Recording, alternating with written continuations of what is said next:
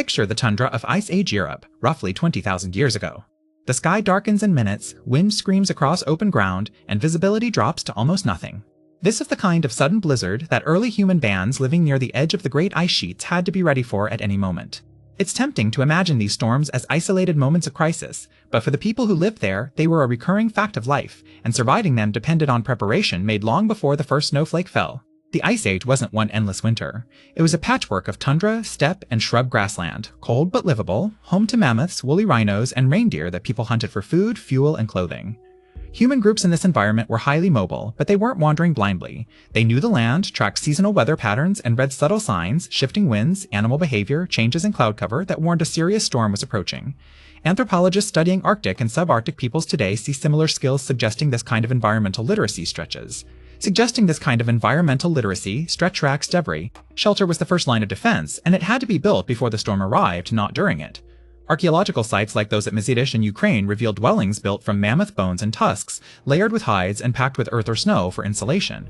Snow itself, counterintuitively, is an excellent insulator. A well-built shelter banked with it could stay far warmer inside than the raging wind outside. These weren't improvised huts thrown together in a panic. They were engineered structures, reinforced and maintained, because a shelter that failed partway through a blizzard could mean the difference between life and death. Clothing mattered just as much as shelter. Evidence from bone needles found at sites across Ice Age Europe shows that people were sewing fitted, layered garments, not simply draping loose hides over their shoulders. Tailored clothing trapped body heat far more effectively, covering extremities like hands and feet that lose warmth fastest. Fur linings, sometimes from wolves or foxes, added extra insulation. This kind of clothing technology was so effective that some researchers argue it was essential for humans to survive as far north as they did.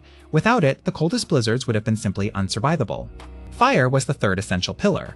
Groups caught by a storm needed a fuel supply already gathered, wood where available, but often dried dung, bone grease, or fat-soaked material in treeless tundra regions.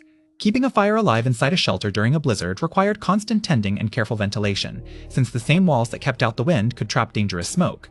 Fire did more than provide warmth. It cooked food, boiled water, and gave people something to focus on together, which mattered when a storm might trap a group for days rather than hours.